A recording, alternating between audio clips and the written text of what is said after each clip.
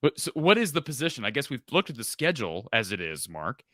What are the positions on this roster that you project or you think could end up failing Iowa? Could end up being the downfall? Well, wide receiver is a mess. Okay. All right. Okay, wide receiver's a mess. So we'll assume that when you say it's a mess, It's full of question marks. it's less of a mess than it was a month ago. We don't know that it's a mess, but it's full of Right. question marks. I will say this. Let me just address the wide receiver position for a second. I've had some people. I had a person who listens to the show reach out to me not that long ago and say, "Who would you rather take, Caleb Brown or Keegan Johnson at full strength?" I don't know. Probably Keegan Johnson. He's more proven than Caleb Brown. Now, Caleb Brown was a higher recruit, a more thought of recruit, but Keegan Johnson was a 4-star as well, Mark. So let's just acknowledge the fact that, yes, I know Keegan was out last year, but Arlen Bruce and Keegan Johnson were two pretty solid 4-star wide receivers. Well, I think Arlen was a 3, according to some, but pretty good recruits. Arlen was healthy last year, didn't have any help around him. Keegan was dealing with medical health issues throughout the year. My point is, I'm not going to assume that they have upgraded at that position. Maybe they have. Maybe they have. But they bring Ragaini back.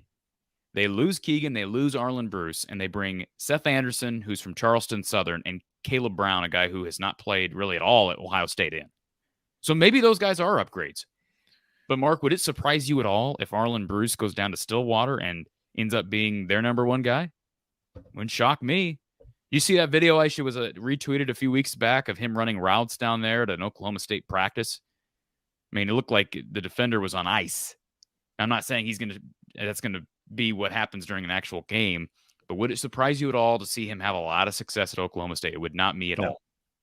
So, part of this is system, part of this is personnel, part of it's system, and a big part of it's quarterback. And that's why I have a lot more confidence in the wide receiving core this year, because they've got a better quarterback throwing to them. But I agree with you. Wide receiver could very well fail them. I will say I listened to, oh man, now his name is, you're going to be ashamed of me because this is a guy I should know his name. Is it Jamie Morris, former Michigan? Yes. Back? Did I got the name running right? back? Okay. So listen to an interview with Jamie Morris, who I believe is involved with Michigan radio, I think. He commented on Eric All and Cade McNamara. And, he's a Michigan guy. He's got some pretty strong connections to Iowa. I think he married into a family of somebody in the Iowa media. But anyways, he was extremely complimentary of Cade McNamara, but he was even more complimentary of Eric All. And he said, heading into last year before that Eric All injury, maybe you would disagree or agree, Mark, he thinks Eric All had a chance to be the best tight end in the country last year heading into the season before that injury. Now, where was he projected on the draft boards? I don't know. Can we go back and look at that? I don't know. I wasn't following it close enough. He is, as I commented after watching the open spring practice, he is incredibly athletic, really smooth with his routes. And what Jamie had made a point of saying is once he figured out how to catch, it just took him to a different level because he had all the tools, but he dropped a lot of balls early in practice and his time in Michigan. And once he learned how to use his hands, he developed into a star. And so I'm still hesitant to think, okay, they're going to be leaps and bounds better than they were last year when you had Sam Laporta, who, by the way, has turned a lot of heads up in Michigan at Detroit in early spring practice for the Lions. But I have a hard time saying, that they're going to be better than that. But at the same time, man, with Eric All, if he can be fully recovered from that back injury, which I would think he is, I wouldn't think the staff would have taken him if he wasn't. Maybe they would have just to be able to get Cade. Maybe that was part of the deal. I don't know.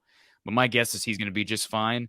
With him and Lachey, they're going to be pretty darn good at tight end, Mark. And they're deeper than they were last year because I think the two guys behind them are more prepared this year as well. You made a funny face when I said something about Jamie Morris's opinion on Eric All. Well, I just think that anytime that you have somebody who's connected to the situation, I value their opinion, of course, and especially someone that knows the sport as well as Jamie Morris does. I do think that they're coaches are locked in on their assignment and their team and what they're doing and the people that they know, and they don't know what's going on throughout the rest of the country. I Well, don't he's know not that. a coach. Pardon me? He's not a coach. Well, he's locked in on Michigan football. I understand. Yeah. Yeah, Brock Bowers is the best tight end in the country from Georgia. Well, He's better than Eric All. well, we're not talking about this year. We're talking about prior to 2022.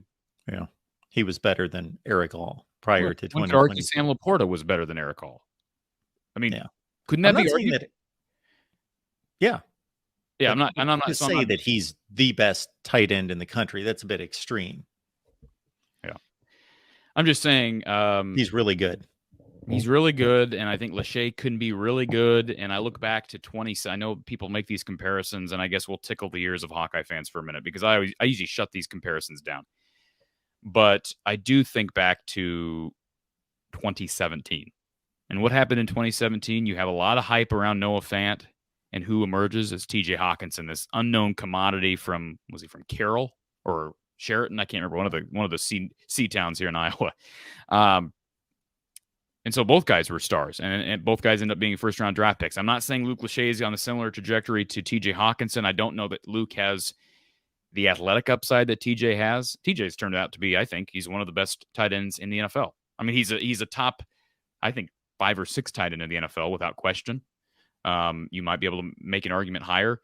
So, I wouldn't be shocked if Luke Lachey ends up being really, really good this year. And with the quarterback that they have in Cade McNamara, who's already got tons of chemistry with Eric All. Didn't realize, there's another thing Jamie said, he's apparently one of Eric All's best friends. And I believe they were roommates together at Michigan. That's all really helpful. I mean, that's going to help. Even when Cade was out in the spring, that chemistry is still there. So I don't know. We'll see. But wide receiver is a fair concern. We've discussed that. Are you concerned about running back, Mark, from the outside looking in with Caleb Johnson back and LaShawn Williams back? Well, not based on, I thought they showed us something 2 seasons ago, obviously, at the conclusion of the year in the bowl game, and then more so Johnson last season. Yeah. No, I don't have, I don't know that they're an exceptional tandem, but I have no concerns there. I was going to offensive line from wide receiver. Okay. Yeah, that's fair. It's fair. Then they brought in a couple transfers. I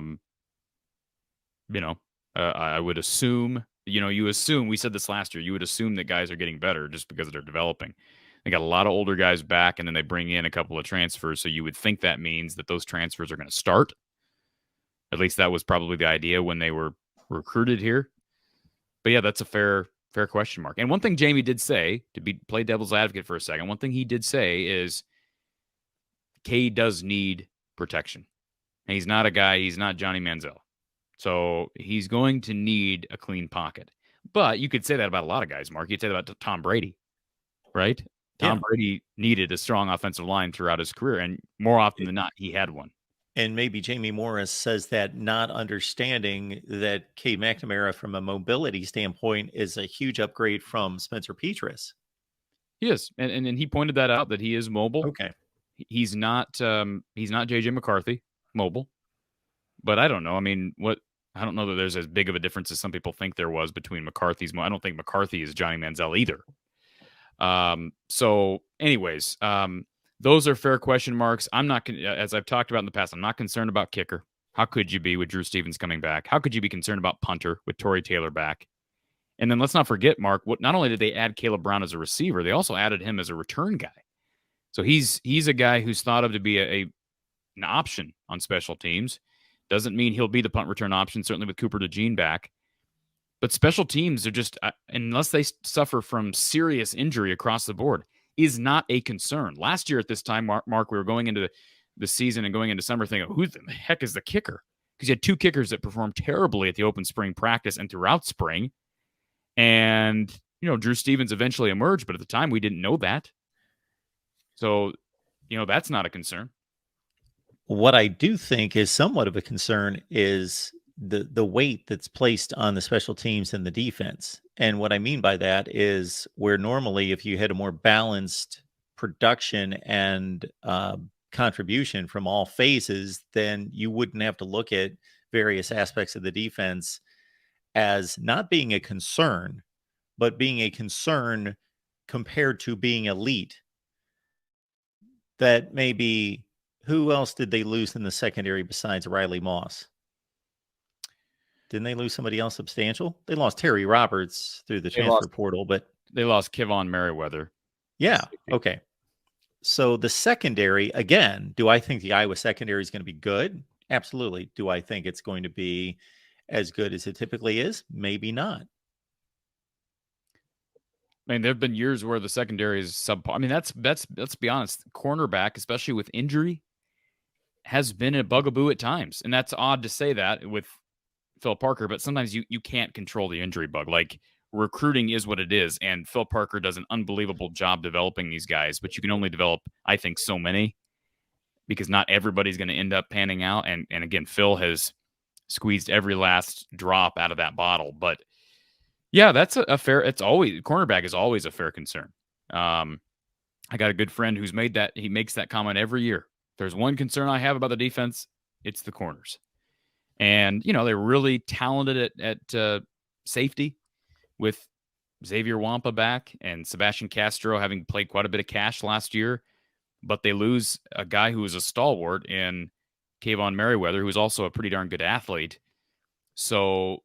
Yeah, there might be some lumps you take there. And yeah, if Quinn Schulte goes down or Xavier Wampa goes down, who's in after that? I don't know the answer to that because you slide Castor over and then who plays Cash? You slide DeJean back down, then who plays the other corner spot? So, no, Iowa's not the epitome of depth, but they're not normally the epitome of depth. Like, when are they ever deep across the board? It's just hard to do that. For things to work into and fall into place, Mark, or a team like Iowa, or even you could say Wisconsin, with the exception of maybe a few positions, you better stay somewhat healthy. If you're decimated by injury, I'm not saying 2012 was all about injury. Go back to 2012 and they lose Brandon Scherf and Andrew Denal against Penn State at home under the lights, and the season took a dump and they went 4-8.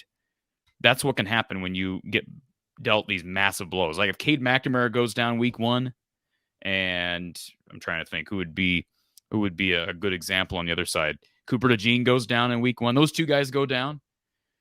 Oh, yeah, we might be looking at that Vegas total sweating a little bit.